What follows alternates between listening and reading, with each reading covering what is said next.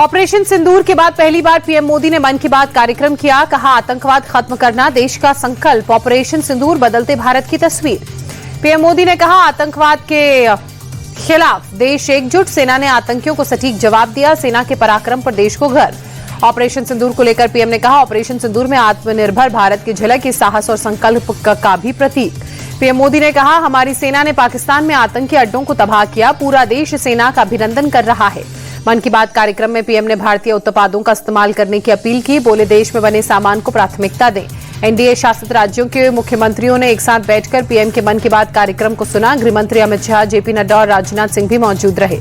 PM Modi के मन की बात कार्यक्रम पर दिल्ली बीजेपी अध्यक्ष वीरेंद्र सचदेवा ने कहा, मन की बात कार्यक्रम अब जन की बात बन चुका है। लोगों को कार्यक्रम से नई जानकारी और बहुत कुछ सीखने को मिलता है। पीएम मोदी की अध्यक्षता में दिल्ली में एनडीए शासित राज्यों के मुख्यमंत्रियों का कॉन्क्लेव। बैठक में 20 सीएम और 18 डेप्यूटी सीएम शामिल। प्रधानमंत्री नरेंद्र मोदी कल से 2 दिनों के गुजरात दौरे पर। दाहोद और भुज में कई विकास परियोजनाओं का उद्घाटन और शिलान्यास करेंगे। गांधीनगर भी जाएंगे।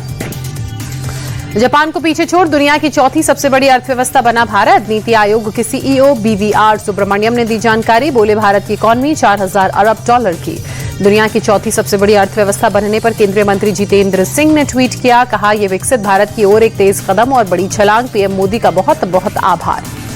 नीति आयोग की बैठक पर सपा सांसद अवधेश प्रसाद ने कहा, आज भी कई लोगों के पास घर और खाने के लिए भोजन नहीं। जब तक हर शख्स संपन्न न हो जाए तब तक नीति आयोग की रिपोर्ट स्वीकार नहीं।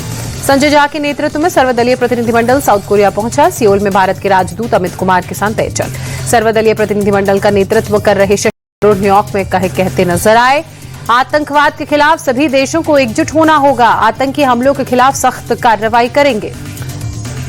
बीजेपी सांसद बैजंत पांडा के नेतृत्व में सांसदों का एक डेलीगेशन बहरीन पहुंचा। कहा, भारत पाकिस्तान की परमाणु धमकी से डरने वाला नहीं। ओवैसी ने पाकिस्तान को एफएटीएफ की ग्रे लिस्ट में डालने की मांग की। कहा, ताकि आतंक को पालने वाला देश पैसों का गलत इस्तेमाल न कर पाए। शिवसेना यूबीटी सांसद प्रियंका चतुर्वेदी का बयान। कहा, पाकिस्तान अब आतंकिस्तान बन गया है। प्रियंका चतुर्वेदी ने पाकिस्तान पर निशाना साधते हुए कहा, ओसामा बिन लादेन पाकिस्तान की जमीन पर ही पाया गया था। राजस्थान के डीग में आईबी की बड़ी कार्रवाई। गंगोरा गांव से कासिम नाम के शख्स को हिरासत में लिया। ऑपरेशन सिंदूर के दौरान पाकिस्तानी कनेक्शन के सबूत मिले। कासिम ने पाकिस्तानी महिला से शादी की है। ऑपरेशन सिंदूर के वक्त महिला से बात करता था। पहले दिल्ली में रहता था कासिम। भारतीय सेना ने जम्मू कश्मीर के पुंछ में 3 पाकिस्तानी आर्टिलरी सेल को डिस्ट्रॉय किया। ये गोले पाकिस्तान की ओर से दागे गए थे। भोपाल में सुरक्षा बलों के सम्मान में निकाली गई तिरंगा रैली। मंत्री विश्वास सारंग हुए शामिल। आरजेडी नेता तेज प्रताप ने सोशल मीडिया प्लेटफॉर्म को हैक किए जाने का आरोप लगाया। लिखा, तस्वीरों को एडिट कर बदनाम किया जा रहा है। उससे पहले तेज प्रताप के सोशल मीडिया अकाउंट में एक लड़की के साथ उनकी तस्वीर पोस्ट की गई। लिखा था, 12 सालों से रिलेशनशिप में हूं। केंद्रीय मंत्री जीतन राम मांझी का लालू परिवार पर निशाना। कहा, दारोगा बाबू के परिवार के साथ लालू परिवार ने जो किया उसका बदला हर महिला आने वाले चुनाव में लेगी। लोकसभा अध्यक्ष ओम बिरला रांची पहुंचे। एयरपोर्ट पर केंद्रीय मंत्री संजय सेठ समेत कई कार्यकर्ताओं ने स्वागत किया। केंद्रीय गृह मंत्री अमित शाह आज रात नागपुर के दौरे पर पहुंचेंगे। सोमवार को कई कार्यक्रमों में शिरकत करेंगे। स्थानीय निकाय चुनाव पर भी समीक्षा बैठक करेंगे।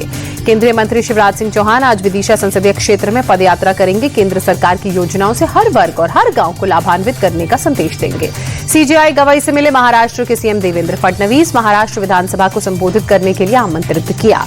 समंदर में डूब रहा था विदेशी जहाज। इंडियन कोस्ट गार्ड ने बचाई जान। कोची के विजिंगम पोर्ट पर एक विदेशी शिप में कोस्ट गार्ड ने रेस्क्यू ऑपरेशन चलाया। शिप में सवार सभी 24 लोग सलामत। कोरोना के बढ़ते मामलों को लेकर केंद्र सरकार ने समीक्षा बैठक की एडवाइजरी जारी की। अस्पतालों को बेड, ऑक्सीजन, एंटीबायोटिक्स और वैक्सीन सुनिश्चित करने के निर्देश। यूपी के गाजियाबाद में आंधी बारिश ने मचाई तबाही। एसीपी दफ्तर की छत गिरने से सब इंस्पेक्टर वीरेंद्र मिश्रा की मौत। पंजाब के जलंधर में तेज आंधी तूफान के चलते हादसा। नगर निगम के बाहर लगा तिरंगे का पोल गिरा। एक युवक की मौत। हिमाचल के शिमला में बादल फटने से भारी तबाही। मलबे में ताश के पत्तों की तरह बह गई गाड़ियां। रेस्क्यू ऑपरेशन में प्रशासन जुटा। सड़क पर मलबा आने से यातायात पूरी तरह से बंद। नदी नालों का जलस्तर बढ़ा। लोगों को अलर्ट किया गया। मुंबई में भी बदला मौसम का मिजाज। शहर के कई हिस्सों में बारिश में गिरावट। मुंबई के बाद दिल्ली में भी बारिश की वजह से लोगों की परेशानी बढ़ी। कई इलाकों में सड़कों में पानी भरा। दिल्ली कैंट इलाके में भी बस और कार जलमग्न। देर रात आए तेज तूफान और बारिश के बाद दिल्ली में कई जगहों पर पेड़ गिरे। अकबर रोड पर 100 साल पुराना पेड़ गिरा। मूसलाधार बारिश के बाद दिल्ली के आईटीओ इलाके में जलभराव, यातायात प्रभावित, लोगों की बड़ी परेशानी। दिल्ली के नानकपुर अंडरपास में भी भरा पानी, जलभराव से आवाजाही प्रभावित, लोगों की परेशानी बढ़ी। सड़कों पर जल मार्ग बना, जल जमाव की वजह से इस तरह के हालात, ट्रैफिक पर बुरा असर। दिल्ली के धौला कुआं इलाके की सुबह सुबह की तस्वीर आई सामने। भारी बारिश के चलते दिल्ली के द्वारका में भी सड़कें जलमग्न, जल जमाव से ट्रैफिक बाधित, राहगीरों की मुश्किलें बढ़ी। देर रात हुई भारी बारिश के बाद दिल्ली एयरपोर्ट ने एडवाइजरी की जारी, कहा खराब मौसम के चलते कई उड़ानें प्रभावित हुई हैं, यात्री अपनी फ्लाइट्स के स्टेटस को लगातार चेक करते रहें।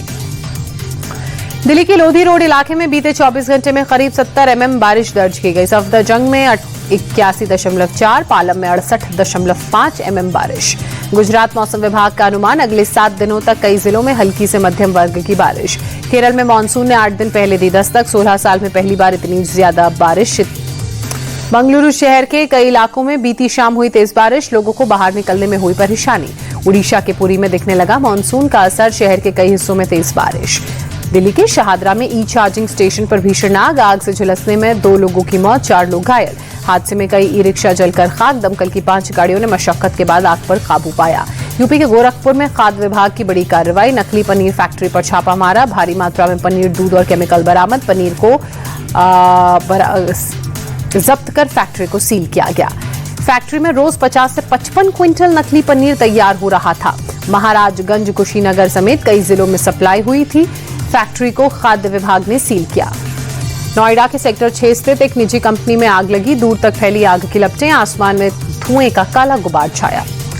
बिहार के हाजीपुर में थाने से कुछ ही दूरी पर वारदात, लुटेरों ने लूट के दौरान व्यवसायी और उनके बेटे को मारी गोली, व्यवसायी की मौके पर मौत, बेटा घायल। सरेआम लूट और हत्या की खबर फैलते ही लोगों ने हंगामा किया, पुलिस ने समझाकर लोगों को शांत कराया, सड़क से हटाया, जांच तेज। गुजरात के नाडियाड में केमिकल टैंकर पलटा, किसी के हताहत होने की खबर नहीं। आंध्र प्रदेश के कड़पा में लॉरी और कार की टक्कर, हादसे में 5 लोगों के मारे जाने की खबर। दिल्ली में fit India Sunday on cycle अभियान, केंद्रीय मंत्री मनसुख मंडाविया ने साइकिल चलाकर फिट रहने का संदेश दिया। केंद्रीय मंत्री धर्मेंद्र प्रधान ने संबलपुर चिड़ियाघर का दौरा किया, कहा आने वाले वक्त में इसे और बेहतर बनाया जाएगा, पर्यटकों की संख्या बढ़ाना इसका एक हिस्सा। पीएफ अकाउंट होल्डर्स के लिए खुशखबरी, सरकार ने वित्तीय वर्ष 24-25 के लिए पीएफ पर 8.25% ब्याज देने को मंजूरी दी। 1 लाख पर 8,250 रुपए मिलेगा ब्याज। बढ़ती मांग के बीच गिरी बैटरी धातुओं की कीमतें, लिथियम 80% हुआ सस्ता, ग्लोबल रिपोर्ट के मुताबिक आपूर्ति बढ़ने से दाम गिरे। फिनटेक दिग्गज पेटीएम की पेरेंट कंपनी 197 कम्युनिकेशंस को सुप्रीम कोर्ट से बड़ी राहत, 5,712 करोड़ के जीएसटी नोटिस पर लगी रोक।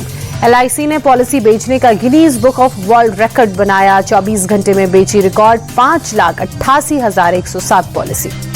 स्टारलिंक भारत में 840 रुपए में देगा अनलिमिटेड डेटा, इन स्पेस की मंजूरी का इंतजार, महंगे स्पेक्ट्रम से मस्क की कंपनी को दिक्कत नहीं।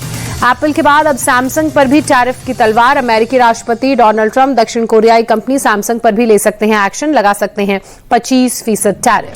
ब्लूमबर्ग की रिपोर्ट के मुताबिक राष्ट्रपति ट्रंप ने कहा टैरिफ उन सभी कंपनियों पर लागू होगा जो अमेरिका से बाहर अपने उत्पाद बना रही हैं। भारत के कुल स्मार्टफोन निर्यात में एप्पल और सैमसंग का 94% है योगदान। सैमसंग भारत में हर साल 6 करोड़ स्मार्टफोन्स बना रही है, अगले साल तक ये आंकड़ा 9.3 करोड़ तक पहुंच जाएगा। अमेरिकी राष्ट्रपति ट्रंप ने यूरोपीय यूनियन के देशों पर 50% टैरिफ लगाने की धमकी दी, 1 जून से लागू कर सकते हैं ट्रंप, कहा ईयू से कोई समझौता नहीं करना चाहते। आईपीएल के दूसरे मुकाबले में कोलकाता और हैदराबाद की टक्कर, दोनों टीमों के बीच मैच औपचारिकता, आईपीएल की प्लेऑफ की रेस से दोनों ही टीमें पहले से हैं बाहर। दिल्ली में शाम 7:30 बजे खेला जाएगा मैच। हेड टू हेड मुकाबलों में हैदराबाद का रिकॉर्ड बेहतर, 29 मैचों में हैदराबाद को 20 और कोलकाता को 9 में मिली है जीत। आईपीएल में कल हुए मुकाबले में दिल्ली की शानदार जीत, पंजाब को 6 विकेट से हराया। पॉइंट्स टेबल में दूसरे नंबर पर पंजाब किंग्स बरकरार। पंजाब ने पहले खेलते हुए 8 विकेट के नुकसान पर 206 रन बनाए। दिल्ली ने 3 गेंद शेष रहते 4 विकेट के नुकसान पर जीत हासिल की। दिल्ली की तरफ से समीर रिजवी ने नाबाद 58 रनों की पारी खेली, करुण नायर ने 44 तो केएल राहुल ने 35 रनों की पारी खेली। पंजाब की तरफ से हरप्रीत ब्रार ने 2 खिलाड़ियों को पवेलियन भेजा, यानसेन और प्रवीण दुबे को 1-1 विकेट मिला। दिल्ली ने टॉस जीतकर पंजाब को बैटिंग का न्यौता दिया। पंजाब की तरफ से कप्तान श्रेयस अय्यर ने 53 रनों की पारी खेली, स्टोइनिस ने 44 तो जॉश इंग्लिश ने 32 रनों की धमाकेदार पारी खेली।